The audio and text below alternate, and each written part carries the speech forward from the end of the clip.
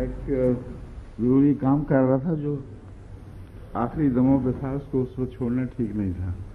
مکمل ہو جاتا ہے ایک دفعہ تو ٹھیک تھا، اس لیے مجھے دیر ہو گئی. جی ہاں جی، کس کا؟ کئی دفعہ.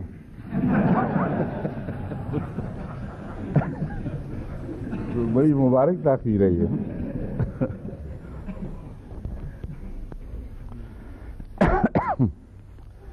آج پھر آپ سے وہی آیا تھا کہ یہ 37 نمبر ہے ابھی ہے. کس کا پتہ لگا آپ کو؟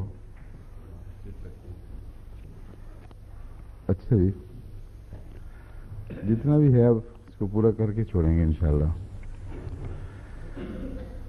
اعوذ باللہ من الشیطان الرجیم.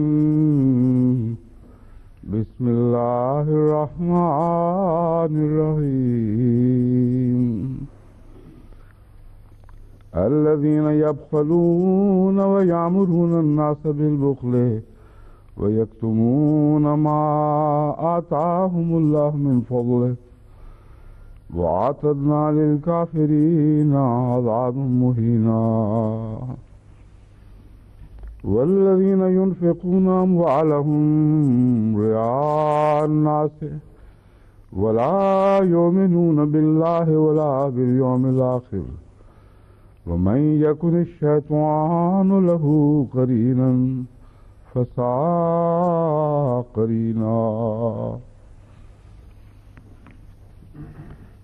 اس آیت کریمہ کا ایک حصہ بھی بیان ہونے سے، ایک حصے کی تشریح بیان ہونے سے بھی باقی رہ گئی تھی کہ جب درس کا وقت ختم ہوا. لیکن اس مضمون کی طرف واپس آنے سے پہلے میں دو ایسی باتوں کا ذکر کرنا چاہتا ہوں جو میں نے خود درس میں چھیڑی تھی کہ ان کے متعلق مجھے پوری طرح یقین نہیں ہے، اس لیے تحقیق ہونی چاہیے کہ اصل واقعہ کیا ہے. ایک تو میں نے بتایا تھا کہ کوئی مولویوں کو وفد گیا تھا، ہنگری کہہ دیا تھا غلطی سے، اور دراصل وہ ہنگری نہیں تھا بلکہ یوگوسلاویہ تھا. دوسرے میں نے تردد کیا تھا اس بات میں کہ یہ حال ہی میں یا قریب میں ہونے والا واقعہ ہے جو جنگ عظیم کے بعد کا واقعہ ہے یا پہلے کا ہے. دوسرا حصہ تو واضح طور پر وہ مجھے یاد آ گیا ہے، اس میں کوئی شک ہی نہیں، کیونکہ مولویوں کے وفود تو پہلے جایا نہیں کرتے تھے کہیں.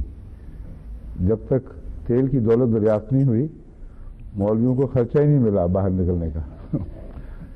اس زمانے میں تقسیم سے پہلے اور جنگ عظیم سے پہلے ساری دنیا میں سوائے احمدی وفود کی اور کوئی تبلیغ کے لیے نکلا نہیں کرتا، یہ اس کا سوال ہی نہیں پیدا ہوتا تھا.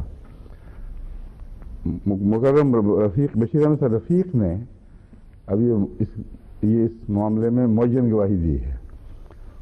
وہ کہتے ہیں یہ واقعہ ان کی موجودگی میں پیش آیا ہے.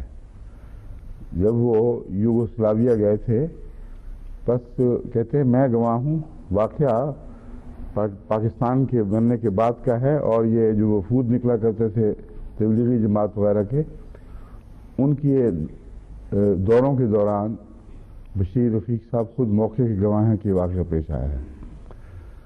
مجھے ان کی گواہی قبول کرنے میں ذرا بھی تردد نہیں، کیونکہ ٹخنے کی چوٹ اتنی جلدی بھولی نہیں جا سکتے.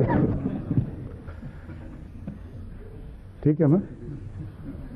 اس ڈاکٹر صاحب نے ڈاکٹری نقطۂ نگاہ سے کہا ہاں ٹخنے کی چوٹ اتنی آسانی سے بھلائی نہیں جا سکتی. اچھا خیر، اب میں سنن ابی داؤد کی اس روایت کی طرف آتا ہوں جس کے متعلق میں نے عرض کیا تھا کہ حضرت صلی اللہ علیہ وسلم کے سامنے ایک شخص کا اس طرح ایک رونت کے رنگ میں اپنے حسن کا بیان کرنا اور رسول اللہ علیہ وسلم کے سامنے یہ کہنا کہ میں دنیا کا سب سے خوبصورت انسان ہوں، یہ مجھے قابل قبول نہیں، بالکل یہ ہوا نہیں کرتا ایسا. اور پھر حضور اکرم صلی اللہ علیہ وسلم کا اس کی اس بات کو اس شرط کے ساتھ قبول کر لینا کہ اگر تم رونت کے بغیر کر رہے ہو ایسا تو پھر کوئی برا نہیں. حالانکہ رونت تو اس کے طرز عمل سے بالکل ظاہر و باہر تھی. تو میں نے یہ اظہار کیا تھا کہ غالباً اس میں کوئی ضعیف راوی ہوں گے، اس لیے تحقیق ہونی چاہیے. تو اب وہ تحقیق آ گئی ہے، تحقیق کا ماخذ میں آپ کے سامنے پیش کرتا ہوں۔ ابو ہریرہ رضی اللہ تعالیٰ عنہ سے پہلے سند میں 4 نام ہیں، محمد بن مثنى اور عبد الوہاب اور ہشام اور محمد۔ سنن ابی داؤد کی ایک شرح بذل المہجور فی حل ابی داؤد سے ان راویوں کا تعارف ملا ہے۔ تہذیب التہذیب سے اول ذکر 2 راویوں کی نسبت رائے درج ہے۔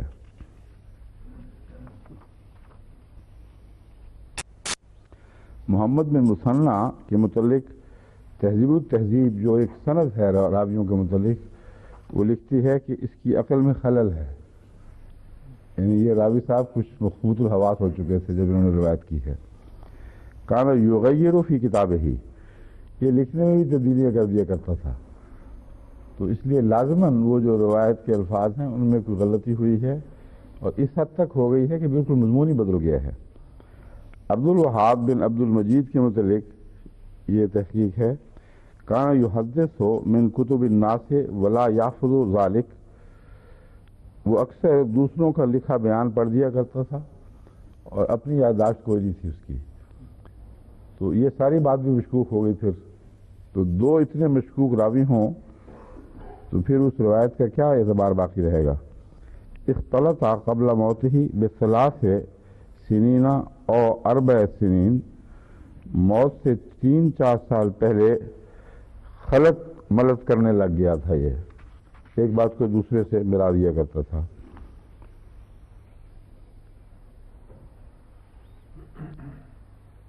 ابھی انہوں نے ایک اور حدیث کی کتاب یعنی مسلم سے ایک روایت بھیجی ہے، اور کہتے ہیں کہ غالباً یہ ہوگی جو غلط روایت کے نتیجے میں وہ دوسرا رنگ اختیار کر گئی جو کل آپ نے جس کو پیش کیا تھا۔ حضرت عبداللہ بن مسعود رضی اللہ تعالیٰ عنہ بیان کرتے ہیں کہ حضرت صلی اللہ علیہ وسلم نے فرمایا کہ جس کے دل میں ذرہ بھر بھی تکبر ہوگا اللہ تعالیٰ اس کو جنت میں نہیں داخل ہونے دے گا۔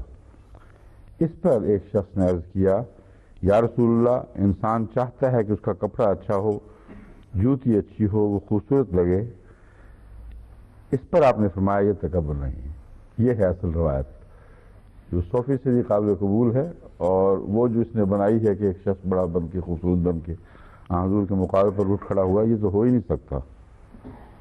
پھر آپ نے فرمایا تکبر دراصل یہ ہے کہ انسان حق کا انکار کرے، لوگوں کو ذلیل سمجھے، ان کو حقارت کی نظر سے دیکھے اور ان سے بری طرح پیش آئے۔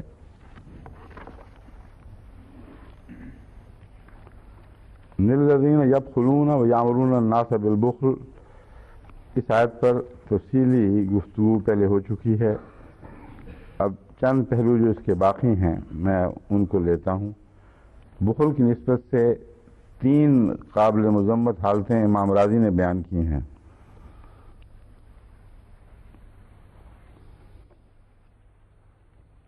اس کی چونکہ کافی مختلف شکلیں میں پہلے بیان کر چکا ہوں، اس لیے یہ 3 اسی کی ذیل میں آئیں گی۔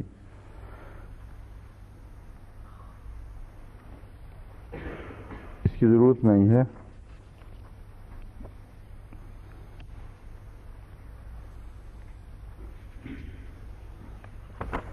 اس کی بھی ضرورت نہیں، یہ پہلے باتیں گزر چکی ہیں۔ حضرت مسلم علیہ السلام کے اقتباس میں پڑھا تھا میں نے کل بخل کے متعلق، وہ اس میں یہ ساری باتیں بہت تفصیل سے آ چکی ہیں، اس لیے ان روایتوں کی بعد میں تو کوئی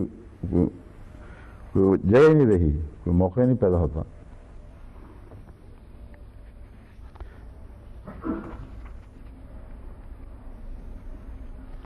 ہاں، حضرت ایک ہیں ہمارے مفسر علامہ ابو حیان الاندلسی، انہوں نے ایک نئی بات یہ چھیڑی ہے کہ بخل اور شحہ میں فرق کیا ہے، کیونکہ یہ دونوں الفاظ قرآن کریم میں ملتے ہیں، بخل اور شحہ نفس۔ تو وہ یہ لکھتے ہیں کہ شحہ ان چیزوں کے بارے میں بخل ہی کا نام ہے جو دوسروں کے ہاتھ میں ہو، اور بخل وہ ہے جو اس کے اپنے ہاتھ میں ہے۔ اور یہ فرق انہوں نے کیسے کیا ہے یہ مجھے سمجھ نہیں آئی. البتہ امام راغب کہتے ہیں کہ صرف مال میں بخل مراد نہیں، بلکہ بخل ہر اس چیز میں ہو سکتا ہے جس میں کسی غیر کے لیے نفع کا سامان ہو. یہ شبہ کا یہ جو انہوں نے یہ معنی بیان کیا ہے، اس کی کوئی سند پیش نہیں کی، کوئی لغت کی یا عقلی سند، کہ شبہ اس چیز کے متعلق کہتے ہیں جو کسی اور کے ہاتھ میں ہو.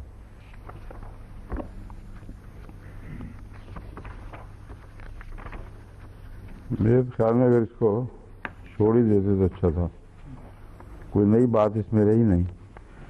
حضرت مسیح علیہ السلام کو جو اقتباس میں نے آپ کے سامنے رکھ دیا تھا، اس میں اس تفصیل کے ساتھ اس کے ہر پہلو کا ذکر ہے کہ وہ خواب و خیال میں بھی پہلے مفسرین کو سوجی نہیں. تو اس کے بعد اب یہ ذکر تو ایسے ہی عجیب سا لگتا ہے. والذین ینفقون اموالہم رعاء الناس ہے، اور جو لوگ اپنے مال لوگوں کو دکھانے کے لیے خرچ کرتے ہیں اور نہ اللہ پر ایمان رکھتے ہیں نہ بعد میں آنے والے دن پر، ان کا انجام برا ہوگا. اور جس شخص کا شیطان ساتھی ہو وہ یاد رکھے کہ وہ بہت برا ساتھی ہے. سورہ النساء آیت 39.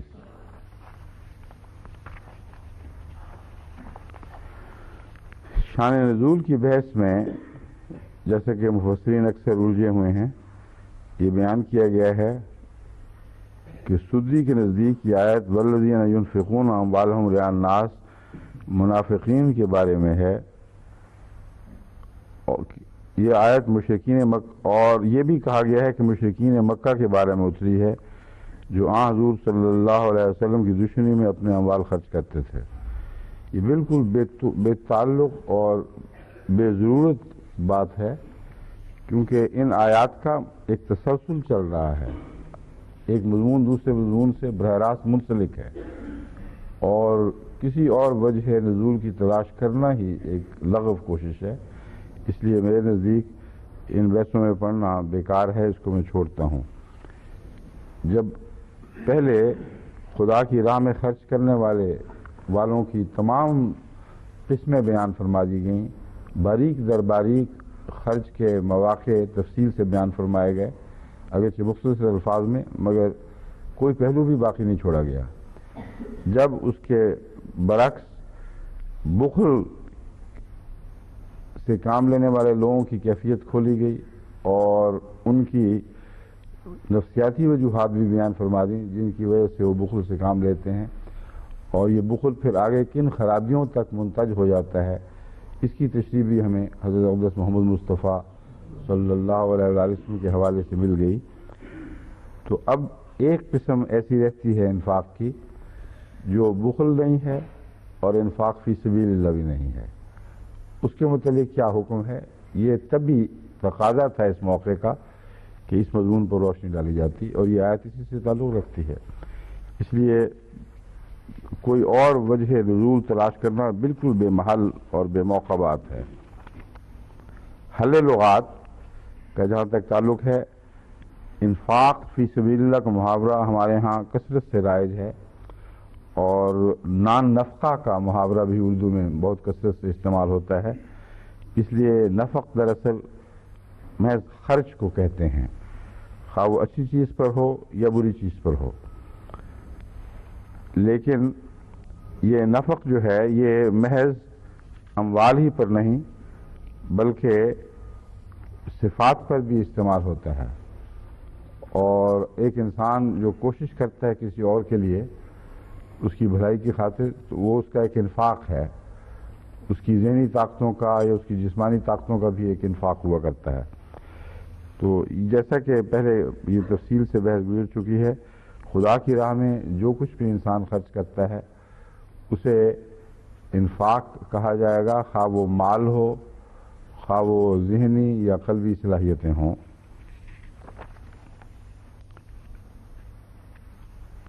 چنانچہ امام راغب فرماتے ہیں انفاق کا لفظ مال کے خرچ کرنے یا کسی دوسری چیز کے خرچ کرنے کے بارے میں آتا ہے، اور یہ انفاق کبھی واجب ہوتا ہے، کبھی نفلی ہوتا ہے. جیسا کہ فرمایا وَأَنفِقُوا فِي سَبِيلِ اللَّهِ، وَأَنفِقُوا مِمَّا رَزَقْنَاكُمْ، اور فرمایا لَن تَنَالُوا الْبِرَّ حَتَّى تُنفِقُوا مِمَّا تُحِبُّونَ وَمَا تُنفِقُوا مِنْ شَيْءٍ فَإِنَّ اللَّهَ بِهِ عَلِيمٌ۔ یہ قرآن کریم کی مختلف آیات بیان کر کے اس مضمون پر امام راغب روشنی ڈالتے ہیں کہ ان سب آیات میں لازماً خرچ کرنے کا حکم نہیں ملتا، بلکہ کہیں نصیحت ہے اور کہیں فرض ہے۔ اب ریان ناس کا جو لفظ استعمال ہوا ہے اس کا معنی ہے نظر بالعین و بالقلب۔ رویت کہتے ہیں دیکھنا، خواہ وہ آنکھ کی رویت ہو یا دل کی رویت ہو۔ چنانچہ قرآن کریم میں حضرت صلی اللہ علیہ وسلم کے معراج کے تعلق میں اللہ تعالیٰ فرماتا ہے وَمَا كَذَبَ الْفُؤَادُ مَا رَأَىٰ، دل نے جھوٹ نہیں بولا جو اس نے دیکھا۔ تو صاف پتہ چلتا ہے کہ وہ رویت روحانی تھی، قلبی رویت، اور علماء اس بات پر متفق ہیں کہ رویت کا لفظ محض آنکھ ہی کے لیے نہیں بلکہ دل کے دیکھنے کے لیے بھی استعمال ہوتا ہے۔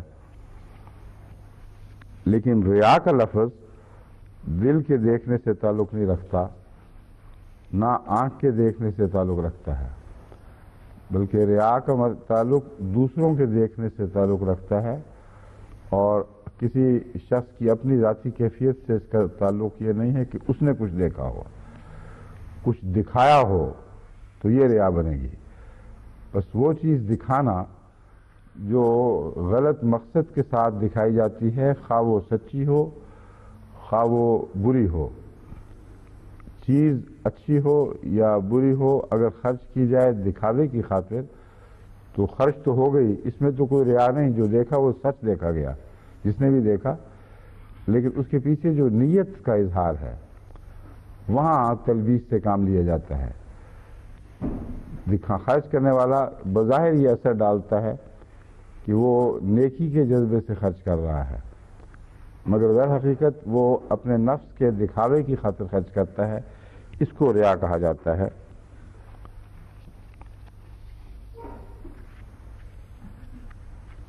قرین کا لفظ آیا ہے، قرین ساتھی کو کہتے ہیں، ساتھ بیٹھنے والے کو، ایک چیز دوسرے سے ملی ہوئی ہو، اور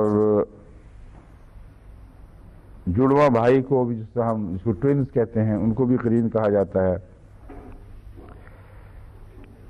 المصاحب، خامن، عشیر، قبیلہ والا وغیرہ وغیرہ، گویا کہ ہر وہ شخص جو کسی دوسرے کے ساتھ کسی جسمانی یا دوسرے رشتے میں بنتا ہے اس کو قرین کہا جاتا ہے، مگر عام طور پر یہ لفظ ساتھ رہنے والے کے لیے استعمال ہوا ہے۔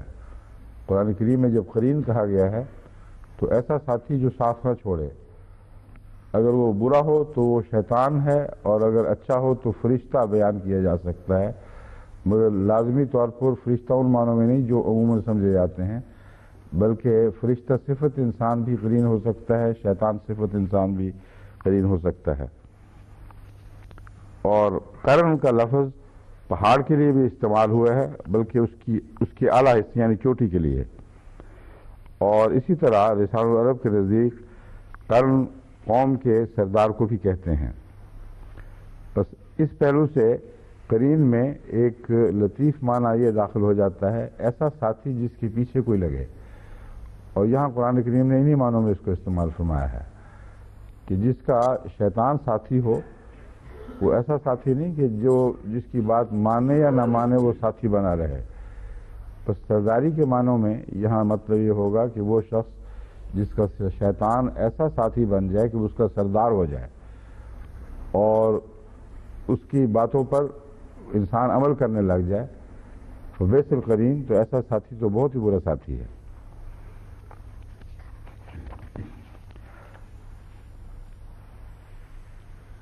الترغیب و ترہیب سے یہ روایت لی گئی ہے،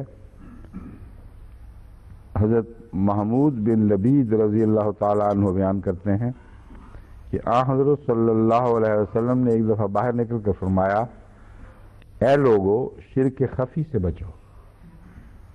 صحابہ نے عرض کیا کہ حضور شرک خفی کیا چیز ہے؟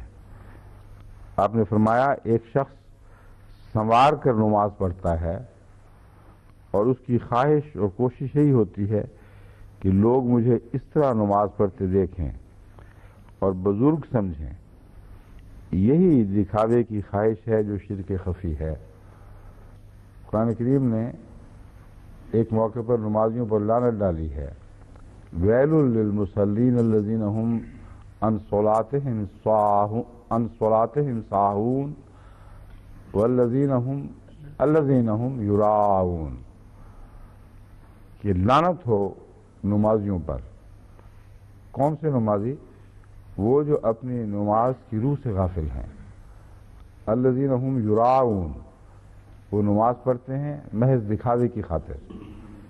تو نیکی بھی بعض دفعہ بہت ہی خطرناک بدی میں تبدیل ہو جاتی ہے اگر نیت میں فرق ہو جائے۔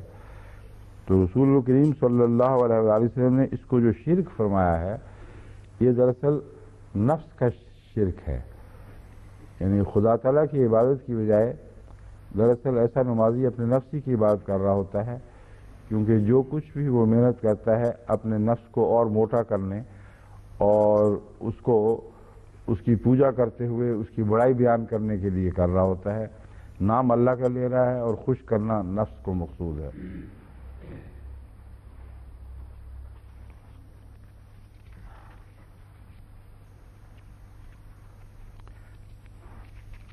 اور خفی اس لیے حضور اکرم صلی اللہ علیہ وسلم نے فرمایا کہ یہ بیماری ایسی ہے جو بہت ہی مخفی صورتوں میں بہت سی مخفی صورتوں میں انسان کی ہر نیکی کے ساتھ چمٹ جاتی ہے، اور بسا اوقات انسان کو پتہ نہیں چلتا کہ میرے اندر یہ موجود ہے۔ تبھی قرآن کریم نے جب شیطان کے خلاف متنبع فرمایا تو فرمایا کہ وہ ایسی جگہوں سے تم پر حملہ کرتا ہے جہاں سے تم اس کو دیکھ نہیں سکتے، وہ تمہیں دیکھ رہا ہے۔ تو یہ شیطانی خیالات کے اندر بھی ایک یہ شیطانی صفت اخفاء کی موجود ہے۔ ہر جذبہ جو آپ کو غلط کاموں پر آمادہ کرتا ہے وہ اکثر اچھے بھیس میں آتا ہے، اور ہر اچھے بھیس میں لپٹا ہوا ایک بد جذبہ اس کے پیچھے کار فرما ہوتا ہے، اور جب آپ ایک پردہ اٹھا کر اس کے چہرے کو ننگا کرتے ہیں تو اس سے نیچے ایک اور پردہ اوڑے ہوئے ایک اور جذبہ اسی طرح آپ کو دھوکہ دینے کے لیے تیار کھڑا ہوتا ہے۔ یہ شیطانی نفسیاتی کیفیت ہے جس کو حضرت صلی اللہ علیہ وآلہ وسلم نے شرک خفی قرار دیا ہے۔ شرک تو ہے مگر جان بوجھ کر بالارادہ نہیں کیا جا رہا، مگر اندرونی طور پر نیت کے آخری منتہا تک پہنچیں تو پھر اس میں ارادہ نظر آ جائے گا، اس کے بغیر نہیں آئے گا۔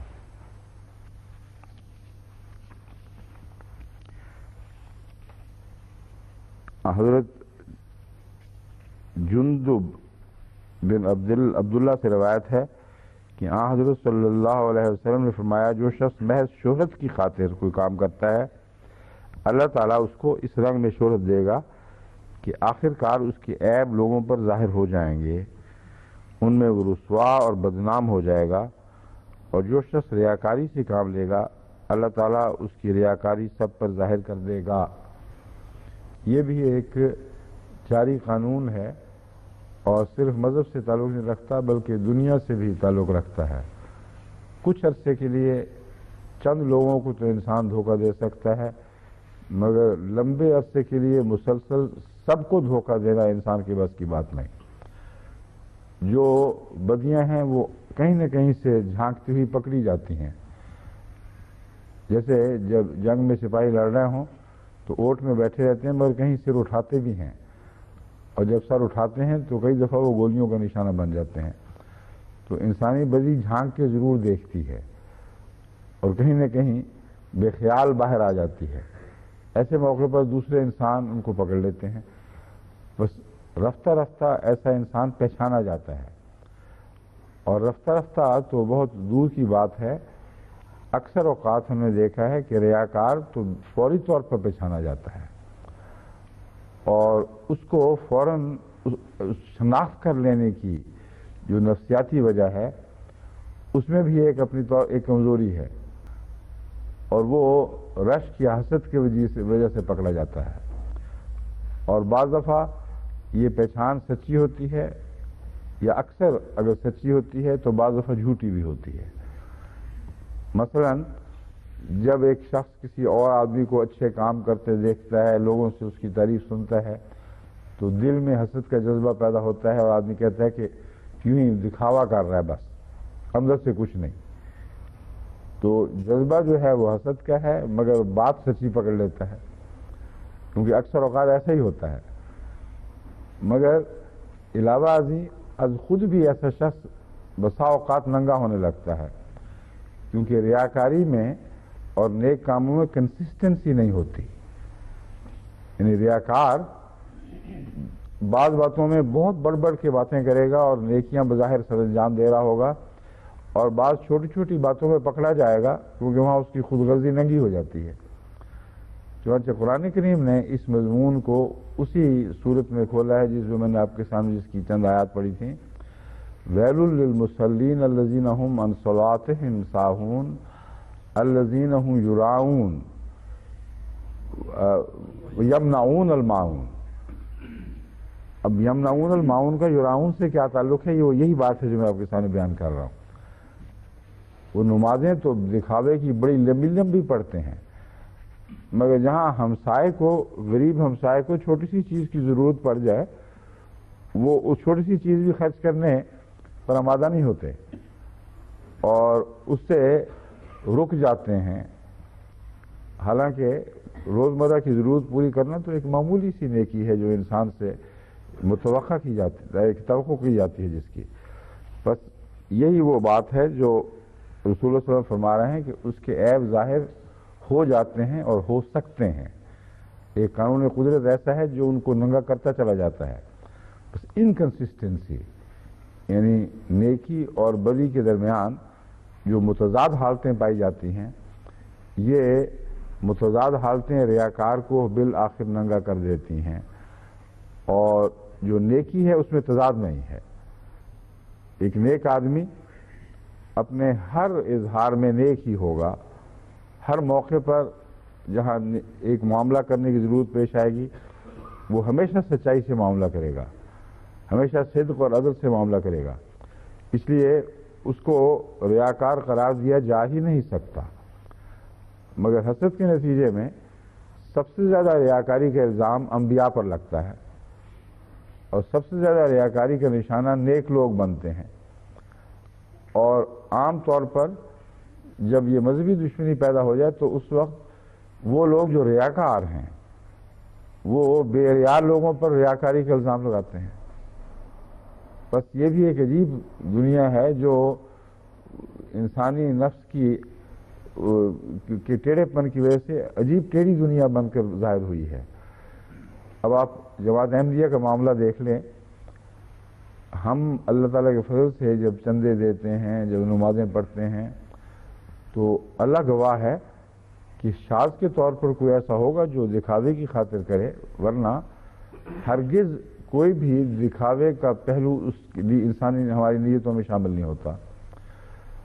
اور مال کا خرچ ایسا ہے جس میں دکھاوا خاص طور پر اثر انداز ہوا کرتا ہے، اور مال کے خرچ میں خدا تعالیٰ کے فضل سے ایسے ایسے احمدی ہیں کہ وہ ہر ممکن کوشش کرتے ہیں کہ کسی طرح ان کے خرچ کا کسی کو پتہ نہ چل جائے، اور ایسے ایسے خرچ کرتے ہیں کہ اگر اس کا 1000واں حصہ بھی دوسرے کریں تو جب تک اخباروں میں نام نہ چھپ جائیں وہ خوشی نہیں ہوتی، تسلی نہیں پا سکتے۔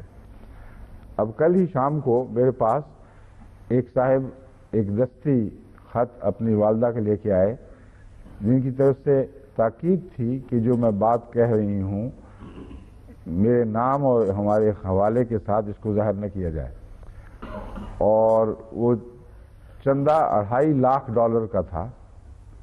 اب آپ اندازہ کریں، اور اسے میری ثوابدید پر رکھا گیا تھا، جس طرح چاہوں، جس موقع پر چاہوں، جس نیک مقصد کے لیے چاہوں میں اس کو خرچ کروں۔ تو یہ چیز جو ہے یہ ریا کی کلیت نفی کرتی ہے۔ اتنے بڑے بڑے انفاق خدا تعالیٰ کی راہ میں جیسا کہ یہ ہے، اور اس تاکید کے ساتھ کہ کسی کو کانوں کان خبر نہ ہو کہ کس نے کیا دیا ہے۔ یہ پہلا واقعہ نہیں ہے، کہ آئے دن میرے سامنے ایسے واقعات ہوتے رہتے ہیں، عورتیں اپنے زیور دیتی ہیں تاکید کے ساتھ کہ کسی کو نہ پتہ چلے، اور مختلف ملکوں سے مختلف احمدی خدا تعالیٰ کے فضل کے ساتھ بڑی بڑی رقمیں بھجوا دیتے ہیں، اور صرف تحریک کے نتیجے میں نہیں بلکہ بغیر تحریک کے بھی بس جماعت احمدیہ کے اخراجات یا انفاق فی سبیل اللہ نہ صرف یہ کہ ریا سے کلیتاً پاک ہیں، بلکہ اللہ تعالیٰ کی رحمانیت کی صفات میں بھی رنگین ہیں۔ رحمان وہ ہے جو بن مانگے دیتا ہے، اور بن مانگے دینا رحمان کا اس طرح بھی ہم نے دیکھا ہے کہ اس رحمان کے بندے رحمانیت کے جلوے دکھاتے ہیں۔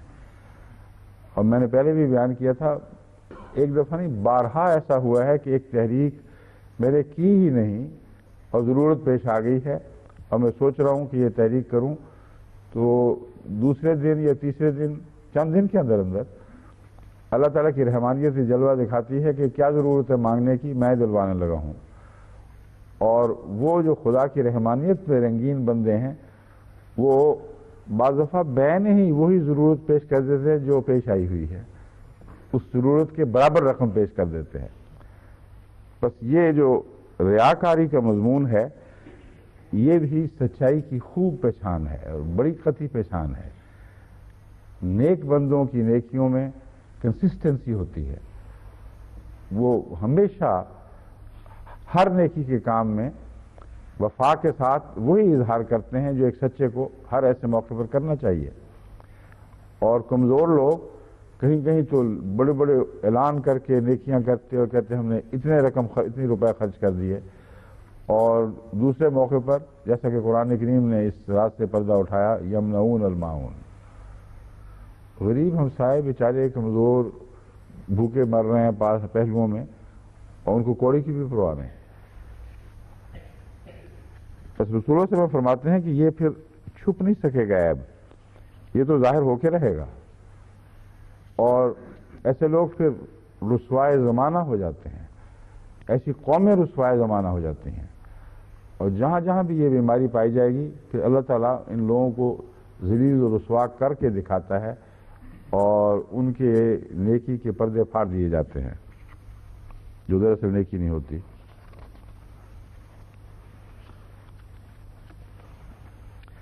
ایک اور روایت میں جو مسند احمد بن حنبل سے لی گئی ہے، حضرت عبداللہ بن جدعان روایت کرتے ہیں،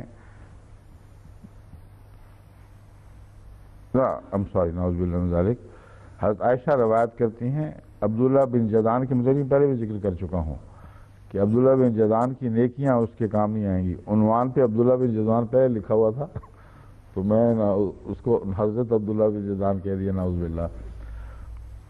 لکھنے میں بھی تھوڑی سی احتیاط ہونی چاہیے ذرا، اکثر راویوں کا ذکر پہلے آتا ہے نا، ان کی روایت ہے، تو اس لیے میں نے غلطی سے وہ پڑھ لیا۔ حضرت عائشہ صدیقہ رضی اللہ تعالیٰ عنہ کی روایت ہے، اس عبداللہ جدعان کا پہلے ذکر گزر چکا ہے،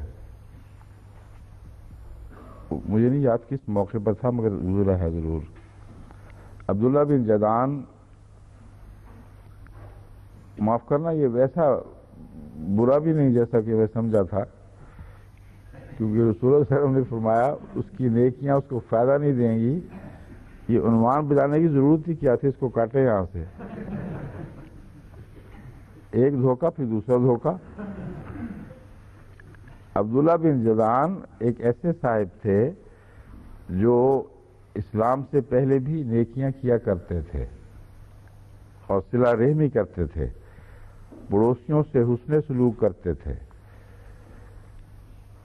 ان کے متعلق پوچھا گیا، حضرت رسول اللہ صلی اللہ علیہ وسلم کی حضور صلی اللہ علیہ وسلم کی خدمت میں عرض کیا گیا کہ عبداللہ بن جدعان قبل از اسلام مہمان نوازی کرتا تھا، قیدیوں کو رہا کرواتا تھا، صلہ رحمی کرتا تھا، پڑوسیوں سے حسن سلوک کرتا تھا، کیا نیکیوں کا اسے کوئی فائدہ ہوگا؟ فرمایا نہیں، اس نے کبھی یہ دعا نہیں کی تھی کہ اے اللہ مجھے بروز قیامت بخش دینا۔ اب یہ نہیں مجھے سمجھ آ رہی کہ اس حدیث کی حیثیت کیا ہے، یہ بھی کچھ اجنبی سی چیز ہے، ہاں کیوں نہیں امام صاحب کو کچھ اجنبیت دکھائی دی ہے اس میں؟ ہاں نظر آ رہا ہے۔ ایک خاص آدمی کے متعلق سوال کیا گیا، وہ خود کہاں تھا، اس کا ذکر کہیں روایتوں میں کیوں نہیں ملتا ایسے شخص کا؟ کیونکہ جہاں تک اس مضمون کی احادیث کا تعلق ہے، اکثر احادیث جو مجھے یاد ہیں ان میں حضور صلی اللہ علیہ وآلہ وسلم قبل الاسلام نیکیوں کا بدلہ اسلام قرار دیتے ہیں۔ فرمایا تمہیں اسلام مل گیا اور کیا ہے، اور یہ قبل الاسلام نیکیوں ہی کا بدلہ ہے جو تم مشرف و اسلام ہوئے ہو۔ تو اس سے ایک تو اس مضمون سے ہٹ گئی ہے یہ حدیث۔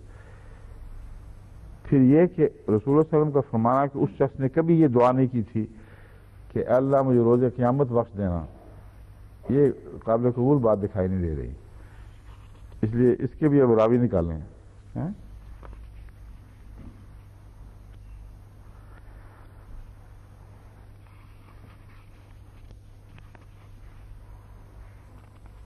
امام راضی فرماتے ہیں کہ جب اللہ تعالیٰ نے محتاجوں کے ساتھ احسان کرنے کا حکم دیا تو ساتھ وضاحت فرما دی کہ جو ایسا نہیں کرتے ان کی دو قسمیں ہیں، وہ بخیل جو مال بالکل خرچ نہیں کرتا، ایسے لوگوں کے لیے اس آیت میں مذمت آئی ہے الذین یبخلون ویامرون الناس بالبخل، کہ وہ لوگ اپنے اموال بھی نیک کاموں پر خرچ نہیں کرتے اور دوسروں کو بھی نیک کاموں پر خرچ کرنے سے روکتے ہیں۔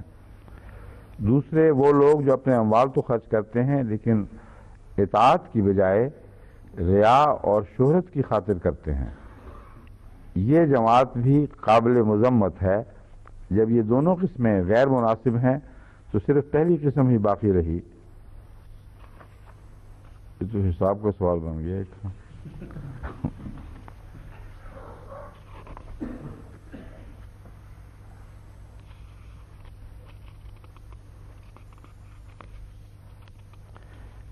یہ تو صرف باقی جو حوالے ہیں ان میں کوئی بھی نیا نقطہ پیش نہیں کیا گیا، اسی آیت کے سادہ عام فہم مضمون کو دوسرے لفظوں میں بیان کر دیا گیا، بس اس سے زیادہ کچھ نہیں۔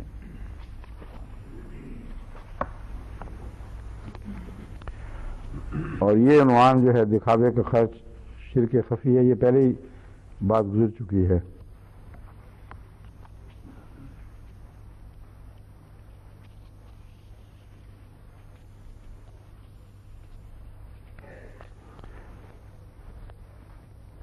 حضرت خلیفۃ المسیح اول رضی اللہ تعالیٰ عنہ نے یہ بیان فرمایا کہ ریاء ناس پہچاننا کے لیے یہ دیکھا جا سکتا ہے کہ جو لوگ دکھاوے کے خرچ کرنے کے عادی ہوں وہ خدا کی راہ میں بعض دفعہ ایک کوڑی بھی خرچ نہیں کر سکتے۔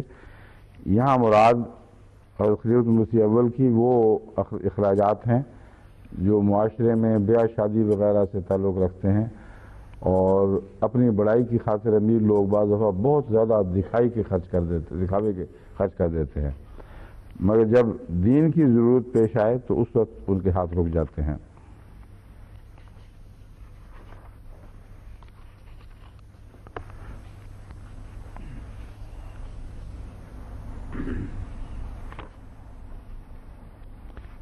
اور شیطان کے قرین ہونے کا مضمون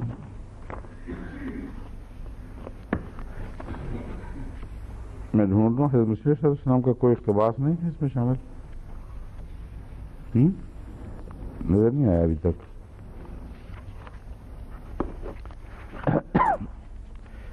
اس مضمون پہ حضرت اقدس مسیح موعود علیہ السلام نے بڑی تفصیل سے اور مختلف پہلوؤں سے روشنی ڈالی ہے۔ میں جو صفحے تلاش کر رہا تھا یہ دیکھ رہا تھا کہ حضرت اقدس مسیح موعود علیہ السلام کے اقتباسات اکثر آخر پر ہوتے ہیں، وہ کہاں ہیں وہ نظر نہیں آئے، اس لیے اب میں عمومی گفتگو اس بات پہ کرتا ہوں، پھر شروع کرتا ہوں۔ والذین ينفقون اموالهم رئاء الناس ولا یؤمنون باللہ ولا بالیوم الآخر، وہ لوگ جو اپنے اموال لوگوں کو دکھانے کے لیے خرچ کرتے ہیں، ولا یؤمنون باللہ ولا بالیوم الآخر، اور نہ وہ اللہ پر ایمان رکھتے ہیں اور نہ آخرت کے دن پر ایمان رکھتے ہیں۔ ان دو مضامین کا کیا تعلق ہے؟ ایک یہ تعلق ہو سکتا ہے کہ جن لوگوں کے خلاف انذار ہے کہ ان کو سزا ملے گی، ان شرطوں کے ساتھ انذار ہے، محض دکھاوے کے ساتھ نہیں۔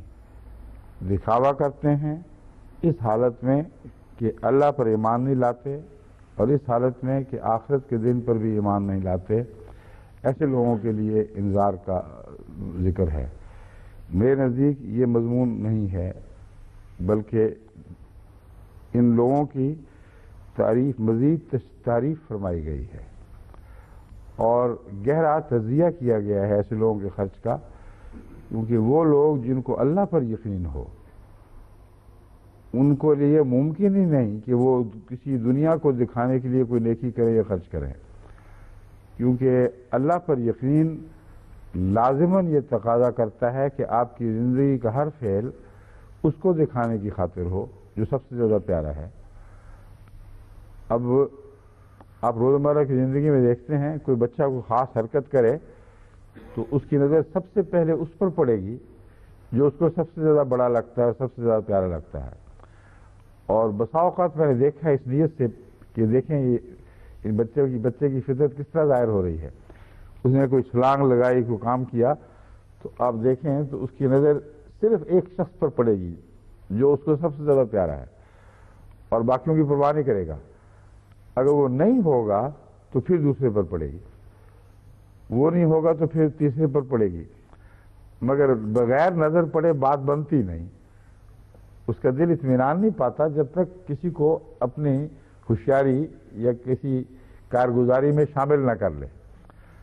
تو حضرت اقدس محمد رسول اللہ صلی اللہ علیہ وآلہ وسلم نے بھی جو تشریحات کی ہیں وہ اس مضمون کو تقویت دیتی ہیں جو میں بیان کر رہا ہوں، اور یہ آیت کریمہ اپنی ذات میں اس بات کو کھول رہی ہے کہ ریاکاری اور ایمان باللہ اکٹھے رہ ہی نہیں سکتے۔ ریاکاری اور ایمان بالآخرت اکٹھے ہو ہی نہیں سکتے، کیونکہ جس کو ہر وقت آخرت کا خوف لگا رہے وہ اپنے اعمال کی ہمیشہ اس نقطۂ نگاہ سے نگرانی کرتا ہے کہ آخرت کو میں کیا جواب دوں گا۔ تو ہر نیک عمل وہ چن چن کر اپنی تسلی کے لیے اپنی نظروں کے سامنے رکھتا ہے کہ یہ عمل شاید میری نجات کا موجب بن جائے، یہ عمل شاید میری نجات کا موجب بن جائے۔ چنانچہ حضرت صلی اللہ علیہ وسلم نے بہت سے ایسے لوگوں کا ذکر فرمایا ہے کہ اندر ضرورت ان کو یاد تھا کہ یہ ایسا عمل ہم نے کیا ہے کہ جو خدا کی رضا کا موجب بنا ہے۔ بس ریاکاری کا دائرہ ہی الگ ہے اور اس کا رخ ہی بالکل مختلف ہے۔ جب خدا نہ ہو تو دوسرے درجے پر پھر بندوں کو دکھانا پڑتا ہے، اور سوتے بچوں کا تو ماں بھی منہ نہیں چومتی، ان کو پتہ نہ لگے کہ کون کس کو چوم رہا ہے۔ بس یہ وہ مضمون ہے کہ ریاء ناس والے لازماً اللہ پر ایمان نہیں لاتے۔ اب دیکھنا یہ ہے کہ کیا واقعی وہ اللہ پر ایمان نہیں لاتے؟ یہ جو مضمون ہے یہ پھر آگے زیادہ جا کے کمپلیکیٹڈ یا زیادہ الجھنے لگتا ہے، کیونکہ ہم نے تو بڑے نیک نظر آنے والے لوگوں میں بھی اور خدا پر ایمان رکھنے والے لوگوں میں بھی جن کا ایمان روزمرہ کی زندگی سے ثابت ہے، ان میں بھی یہ بات دیکھی ہے کہ وہ کسی نہ کسی نیکی کے درجے پر ریاء میں ملوث ہو جاتے ہیں۔ جو نہایت اعلیٰ درجے کے متقی ہیں وہ اپنے ہر فعل کو اس کے ہر دائرے میں اور اس کی ہر سطح پر ریاء سے پاک رکھتے ہیں، اور جو نسبتاً کم درجے کے نیک متقی ہیں ان کی زندگی ایک جد و جہد کی زندگی ہے، ان کو لازماً نظر رکھنی چاہیے۔ اس لیے یہ قرآن کریم کی اس آیت کا بیان کہ وہ ایمان نہیں لاتے، یہ فوراً سمجھ نہیں آتا سوائے اس حدیث کی روشنی میں جو میں نے آپ کے سامنے پڑھ کے سنائی تھی۔ یہ شرک خفی ہے، یعنی ہر ایسا شخص جو ایمان رکھتا ہے اللہ پر اور اس کا ظاہری جو شعوری احساس ہے وہ یہ ہے کہ میں ایماندار ہوں، اس کے اندر مخفی کچھ اس کے اندر مخفی محرکات ایسے ہیں جن کو وہ پہچانتا نہیں۔ بس ایک جہاد اور احتساب کا ایسا عمل جاری ہوتا ہے جو بعض اوقات ساری زندگی ساتھ چلتا ہے اور ابھی ختم نہیں ہوتا. بس لا یؤمنون کی بات اپنی جگہ بالکل پختہ اور قطعی ہے، مگر ایمان دون الایمان کی بحث ہے، کیونکہ تمام علماء اس بات پر متفق ہیں کہ ایمان کسی ایک حالت کا نام نہیں ہے، اس کے بھی درجے ہیں، اور درجہ بدرجہ ایمان کی ایک حالت دوسرے درجے میں تبدیل ہوتی رہتی ہے. تو لا یؤمنون کا معنی اپنی آخری انتہائی اور واضح صورت میں ایمان نہ لانا ہے. ایسا ایمان نہیں لاتے کہ اس میں کوئی شریک نہ ہو، ایمان لاتے ہیں تو شریک ٹھہراتے ہوئے. بس حضرت اقدس محمد مصطفیٰ صلی اللہ علیہ وآلہ وسلم کے فرمودات میں ایک چھوٹے سے لفظ کے اندر دیکھو کتنی عارفانہ گہرائی پائی جاتی ہے، ورنہ یہ متضاد بات دکھائی دیتی. عام آدمی سوچ بھی نہیں سکتا کہ قرآن کہتا ہے ایمان نہیں لاتے، ہم تو ایمان والوں میں بھی دیکھ رہے ہیں. رسول اللہ صلی اللہ علیہ وسلم نے فرمایا کہ تم نہیں وہ بات دیکھ رہے جو میں دیکھ رہا ہوں. ان کے اندر مخفی بت ہیں، اور ہر مخفی بت ایمان کے ایک درجے کی نفی کر رہا ہے. ان کو پہچانو، ان کی تلاش کرو، پھر تمہیں سچے ایمان کا مزہ نصیب ہوگا. اور یوم آخر کا بھی چونکہ جزا سے تعلق ہے، اس لیے ان کے اعمال پھر بے جزا جاتے ہیں، کیونکہ جزا اللہ سے اگر نہیں لینی یا لینا چاہیں بھی تو ایک اور ادنا جزا قبول کر چکے ہوں تو اللہ سے جزا کے حق سے محروم ہو جاتے ہیں. اسی لیے قرآن کریم نے ایسے لوگوں کا ذکر فرمایا ہے جو چھپ چھپ کر پوری کوشش کرتے ہیں کہ کچھ نیکیاں تو ایسی ہوں جن کی دنیا میں ہمیں کوئی بھی جزا نہ ملی ہو. اور یہی وجہ ہے کہ وہ جب کوئی شکریہ ادا کرتا ہے تو خوف سے لرز جاتے ہیں. لا نرید منکم جزاء ولا شکر، نہ خدا کے لیے ہمارا شکریہ نہ ادا کرو، ہم تو وجہ اللہ کی خاطر کر رہے ہیں. اگر تمہارے شکریہ کے چسکے پڑ گئے تو خدا سے ہم کیا لیں گے؟ جو سودا ایک کو بیچ بیٹھے ہیں وہ پھر دوبارہ وہی بکا ہوا سودا دوسرے کو کیسے بیچیں گے؟ تو یہ وہ مضمون ہے ریاء الناس کا جو ساری نیکیوں کو چاٹ جاتا ہے، اور اس سلسلے میں ہمیں بڑی محنت کرنی ہے. جب اللہ نہ رہا، جب آخرت کا احساس نہیں رہا، وَمَّن يَكُنِ الشَّيْطَانُ لَهُ قَرِينًا فَسَاءَ قَرِينًا، تو پھر ہمیشہ ایک شیطان اس کا ساتھی بن جاتا ہے اور وہ اس کی باتیں مانتا چلا جاتا ہے، اس کا سردار ہو جاتا ہے. بس ایسے لوگوں کا جو نفس سے امارہ ہے وہی دراصل شیطان ہے، جو دن بدن زیادہ تقویت پاتا چلا جاتا ہے، کیونکہ پھر وہ جتنی اس کی خدمت کی جائے موٹا ہوتا جاتا ہے اور اتنا ہی طاقتور ہوتا چلا جاتا ہے. بس یہ بہت ہی گہرا بدیوں سے بچنے کا ایک طریق ہے جو سکھایا گیا ہے کہ ریا سے اپنی نیکیوں کو کلیتاً پاک کر دو، تمہارے ساتھ کوئی بد ساتھی شیطان کا کسی صورت میں بھی باقی نہیں رہے گا، کیونکہ سب سے بڑا ساتھی ریا ہے جو نیکیوں کو چاٹ جاتی ہے.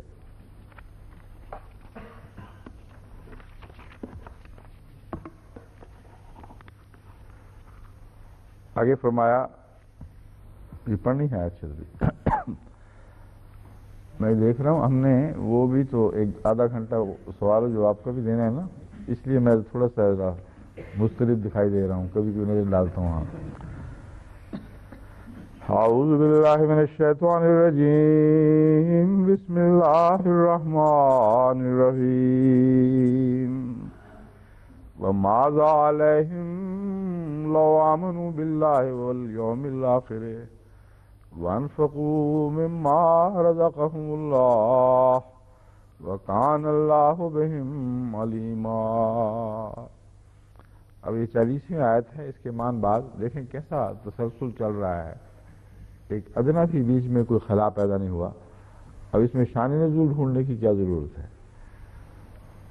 فرمایا کہ یہ چیزیں بیان ہو گئی ساری، تو لوگوں کو ہو کیا گیا ہے؟ ماذا علیہم، ماذا علیہم کا یہ بھی ترجمہ کیا گیا ہے کہ ان پر کوئی قہر ٹوٹتا ہے، ان کو مصیبت پڑ جاتی ہے کہ کیوں وہ اللہ پر ایمان اور آخرت پر ایمان نہیں لاتے.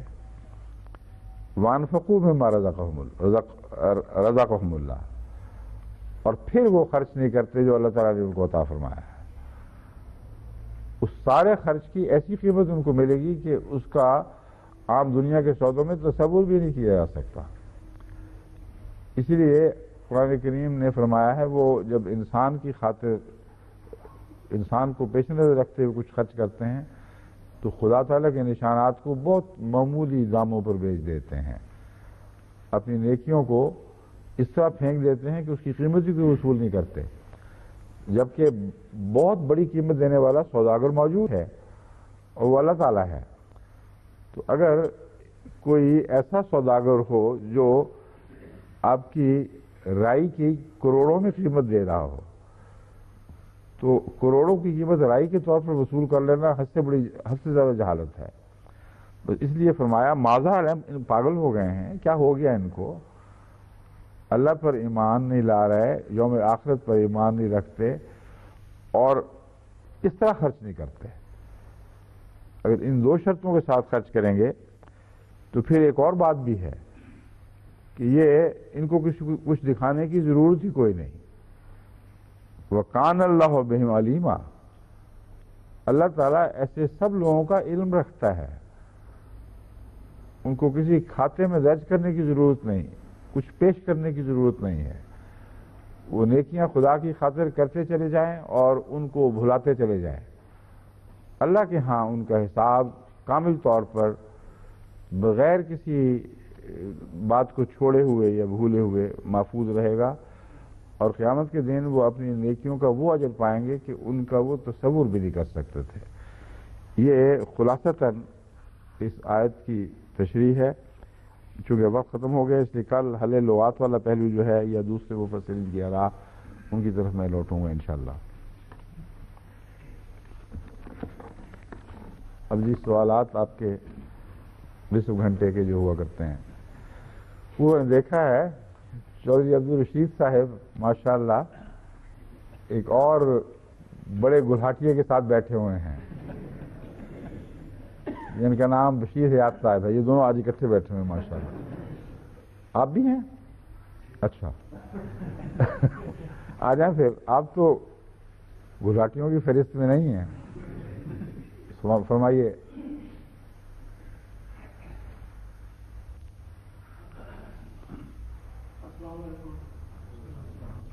وعلیکم السلام ورحمۃ اللہ۔ حضور رضی اللہ تعالیٰ بن نصر العزیز نے اپنے درس القرآن میں مختلف تفاسیر سے حوالے پیش کیے ہیں، ان میں بعض ایسے بھی تفاسیر کا ذکر فرمایا ہے جنہوں نے کچھ ایسے اقوال درج کر دیے ہیں جو حدیث کے درجہ پر نہیں آتے، جو حدیث کے درجہ پر نہیں آتے۔ آگے آ جائیں ذرا اور۔ مثلا حضور نے علامہ واحدی کا ذکر فرمایا ہے اور علامہ بہقی کا بھی ذکر فرمایا ہے، اور اپنے اس رمضان میں تفسیر صافی کا ذکر بھی فرمایا ہے جس کے متعلق ہم کچھ زیادہ نہیں جانتے، اگر حضور پسند فرمائیں تو یہ بتا دیں کہ تفسیر صافی کس عالم نے لکھی ہے۔ اور اس کی تفسیر صافی جو ہے یہ شیعہ تفاسیر میں مشہور ہے، اور الصافی فی شرح کافی بیان ہوئی ہے، تو دو تفسیریں ہیں جو اوپر تلے ایک دوسرے سے وابستہ اور ایک دوسرے ہیں، دونوں ہی شیعہ خیالات کی مظہر۔ تفسیر شافی، اس کا میں نے ان سے تفسیر شافی کے متعلق پہلے ہی نوٹ لکھ کر ان کو ہدایت کی تھی کہ یہ بیان کرنا ہے، تو وہ لے آئے ہیں ساتھ، تو معلوم ہوتا ہے آپس میں آپ کا رابطہ ہو گیا تھا اور اس سوال کے آپ کو علم تھا اس لیے آپ نے یہ کیا ہے، ٹھیک ہے نا؟ ہاں، ورنہ میں حیران تھا کہ ادھر تفسیر صافی ادھر سامنے تفسیر صافی کا مضمون پڑا ہوا ہے، مگر ویسے بھی میں نے اپنے طور پر ان کو ہدایت کی تھی کہ تفاسیر کے متعلق تفصیلی تعارف کروانا ضروری ہے۔ بعض اہم تفاسیر کا ہم تعارف کروا چکے ہیں، کافی کے متعلق اور صافی کے متعلق ہم نے پورا تعارف نہیں کروایا، تو اچھا وہ آپ نے سوال کیا اور ساتھ پہلے بتا بھی دیا ان کو، تو یہ اب یہ میرے سامنے کاغذ پڑا ہوا ہے۔ محمد بن شاہ مرتضیٰ بن شاہ محمود المعروف ملا محسن اور الفیض ذوالکاشی، کاشی لکھا ہوا ہے، کاشانی ہے، اچھا، الفیض الکاشانی وفات 1000 ہجری کے چند سال بعد ہوئی۔ امامیہ اثنا عشریہ کے غالی شیعوں میں سے تھے۔ آپ کی 80 سے زیادہ تصانیف مشہور ہیں، لیکن جہاں تک میرا علم ہے یہ تفاسیر، یہ کتابیں ساری اس وقت موجود نہیں ہیں، اور ان کا ذکر ملتا ہے علمی طور پر، کیونکہ چند سال پہلے جب میں نے یہ مواد اکٹھا کیا تھا تو مجھے یاد پڑتا ہے کہ یہ ذکر ملتا ہے، مگر یہ کتابیں ساری نہیں ہیں۔ بعض ان میں سے مشہور ہیں جو موجود بھی ہیں، ان میں ایک تفسیر الصافی کے نام سے مشہور ہے۔ یہ تفسیر اثنا عشریہ کے عقائد کی تائید میں بہت ہی غلو اور تعصب کا رنگ رکھتی ہے، اور غیر معمولی مبالغہ آمیزی اور سنی عقائد کے خلاف تعصبات اس تفسیر میں پائے جاتے ہیں۔ اور جہاں جہاں بھی اہل بیت کے اقوال دیے گئے ہیں وہاں اس بات کی ضرورت سمجھی نہیں گئی کہ ان کی کوئی سند پیش کی جائے، اور اصول یہ پیش نظر رکھا ہوا ہے کہ اہل بیت سے زیادہ سچی بات کرنے والا اور ہو کون سکتا ہے۔ اس لیے اہل بیت کا جب ذکر آ جائے تو کسی روایت کی ضرورت نہیں، لیکن اس بات میں ایک اندرونی سقم ہے اور بڑا خطرناک سقم ہے۔ حضرت صلی اللہ علیہ وآلہ وسلم سے زیادہ سچی بات کرنے والا اور کون ہو سکتا ہے؟ اگر آپ کی بات کی تحقیق کے لیے ایک پختہ سلسلہ اسناد کا ضروری ہو اور ہر سند کرنے والے کی ذاتی تحقیق ضروری ہو تو ائمہ کیسے مستثنا ہو گئے؟ اس لیے جتنا کسی کا مقام اونچا ہو اتنا ہی لازم ہے کہ اس کے اور روایت قبول کرنے والے کے درمیان جو بھی کڑیاں روایت کی ملتی ہیں ہر ایک کی چھان بین کی جائے۔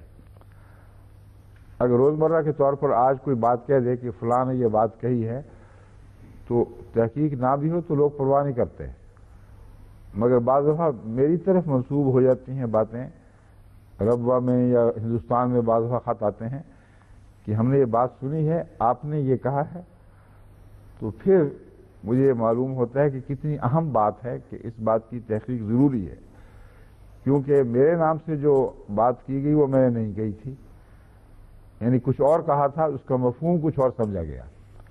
اس لیے زندہ لوگ جو موجود ہوں ان کے ساتھ تو بڑی آسانی کے ساتھ اس خرابی کو دور کیا جا سکتا ہے کہ غلط بات یا غلط مفہوم منسوب ہو جائے تو اس کو معلوم کر لیا جائے، لیکن وہ لوگ بزرگ جو 100 سال 200 سال 1000 سال پہلے فوت ہو چکے ہوں ان کے متعلق کیسے پتہ چلے گا کہ واقعات انہوں نے کوئی بات کہی تھی اور ان معنوں میں کہی تھی جو منسوب ہو رہے ہیں؟ اس کے لیے اسناد کا اور معروف معلوم اسناد کا سلسلہ لازم ہے، جس کی ہر کڑی پر نظر ہو کہ یہ سچی اور قابل اعتماد کڑی ہے۔ اس کو انہوں نے اس بہانے اڑا دیا ہے، اور جہاں بھی ذکر ملے گا آپ کو ان تفسیروں میں کہ امام باقر نے فرمایا، حضرت علی رضی اللہ تعالیٰ عنہ نے فرمایا، وہ کب فرمایا، کس طرح تمہیں پتہ چلا؟ کہتے ہیں امام کی بات ہے، ہمیں کوئی ضرورت ہی نہیں اس بحث کی۔ تو یہ کمزوری اس تفسیر میں نمایاں طور پر پائی جاتی ہے الصافی میں۔ اور جہاں بھی موقع ملا ہے صحابہ پر طعن کرنے کا وہ ضرور کیا گیا ہے۔ اس صفحے میں کافی کے ساتھ اس کا تعلق نہیں کھولا گیا، وہ تو میں نے زبانی بتا دیا تھا، مگر یہ معین اب ہونا چاہیے کہ تفسیر شرح صافی تفسیر الکافی یہی ہے نا اصل چیز۔ تو ان دونوں کا رشتہ کیا ہے، اور وہ کب لکھی گئی تھی اور یہ کب لکھی گئی، اور ان کے مصنف کون تھے، ان کا کیا حال تھا، یہ کل یا پرسوں جس وقت بھی میرے معلومات لے آئیں۔ جزاک اللہ۔ ہاں جی فرمائیے۔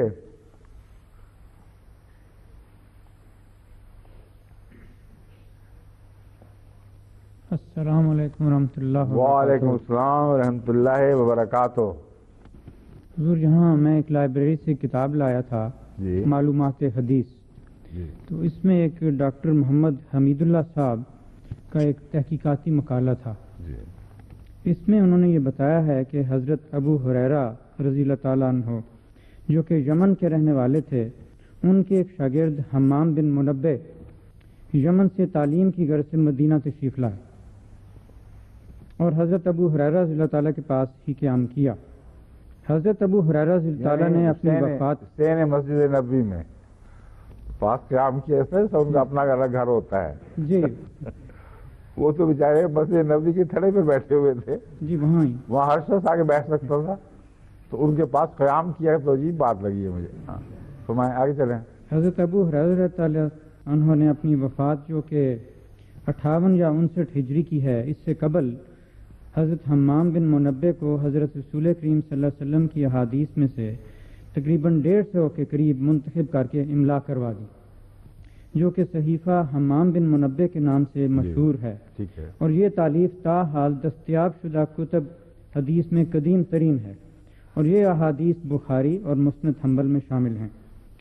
صحیفہ حمام بن منبع کے 2 مخطوطوں کا پتہ چلا ہے، 2 مخطوطوں، ہاں جی، ایک مخطوطہ برلن اور دوسرا مخطوطہ دمشق۔ مخطوطہ برلن دوسری جنگ عظیم سے پہلے تک وہاں کے سرکاری کتب خانے میں موجود تھا، اور دوران جنگ حفاظت کی غرض سے ایک اور شہر ٹیوبنگن میں لے جایا گیا، اور پھر 1954 تک یہ وہاں پہ موجود تھا۔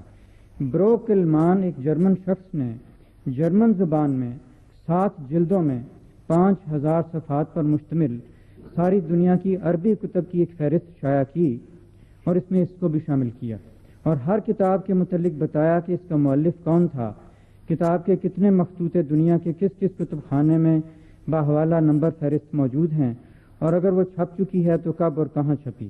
تو حضور، میری یہ عاجزانہ گزارش ہے کہ کیا یہ ممکن ہے کہ جماعتی سطح پر معلوم کیا جا سکے کہ کیا اس میں حضرت مسیح موعود علیہ الصلوۃ والسلام کی عربی کتب کا بھی ذکر موجود ہے یا نہیں؟ یہ تو دراصل تو آپ نے ایک ایسے سوال کا جواب دیا ہے جو کہ میں نے اٹھایا نہیں تھا، اور آپ جواب دے رہے ہیں اور میں سوالی ہوں، کیونکہ جو مضمون آپ نے اس تشریح سے بہت عمدہ اور عالمانہ مضمون پڑھا ہے، اگر کوئی سوال کرتا تو مجھے فوراً نہ پتہ چلتا اس کا جواب۔ تو میں آپ کا شکریہ ادا کرتا ہوں، جزاکم اللہ احسن الجزا، آپ نے ایک ان کہے سوال کا بہت اچھا جواب دیا ہے۔ باقی اس کو جو آپ نے ملا لیا آخر پہ جا کے، یہ تو آپ نے اتنی تحقیق جو کر لی ہے، تو آگے بڑھیں اور معلوم کریں پھر خود۔ جی رہنمائی فرمائیں تو۔ رہنمائی آپ کر رہے ہیں میری، آپ کو پتہ ہے اس کا نام، مصنف کا، اس کے حوالے موجود ہیں، 50,000 لفظ ہیں یا 5,000؟ جی 7 جلدیں اور 5000 صفحات ہیں۔ 5,000 صفحات ہیں۔ جی تو آپ جرمن مطالعہ شروع کر دیں، یا یہ معلوم کریں کہ اس کا انگریزی میں ترجمہ ہے کہ نہیں۔ جی اگر ہو تو پھر مطالعہ شروع کریں، بسم اللہ، اور اگلے سال تک ممکن ہے آپ ہمیں بتا سکیں کہ آیا اس میں ذکر ہے کہ نہیں۔ لیکن اتنی لمبی ضرورت نہیں دراصل۔ عام طور پر ایسی محققانہ کتابوں کے آخر پر ایک انڈیکس ہوا کرتا ہے، اور مجھے بھاری امید ہے کہ اس کا انڈیکس موجود ہوگا۔ تو آپ یہ حوالہ ہمارے جرمنی میں اگر کسی دوست آپ کے عزیز ہیں نا، آپ ایک طاہر ان کے بیٹا ہمارے پیر صاحب کا بیٹا، آپ کا کیا لگتا ہے کزن؟ مزد بھائی، ہاں، اس کو بھیجیں، اس کو جرمن آتی ہے اچھی طرح، کافی حد تک کافی حد تک، تو اس کو کہیں یہ کتاب ہے، اس کے انڈیکس دیکھو اور بتا دو مجھے، بس اتنی سی بات ہے، ٹھیک ہے؟ دوسرے حضرت مسیح علیہ السلام کے جو کلمی نسخے ہیں، ان کی کہاں پہ حفاظت کی گئی ہے اور کہاں پہ موجود ہیں؟ ہماری لائبریری میں جتنے بھی محفوظ ہیں، ہماری لائبریری میں محفوظ ہیں، اور کہاں رکھے ہوئے وہ نہیں میں نے بتانا، کیونکہ حفاظت کا سوال ہے تو حفاظت کے خلاف پوری استعمال کیا جا سکتا ہے۔ جزاکم اللہ۔ شکریہ۔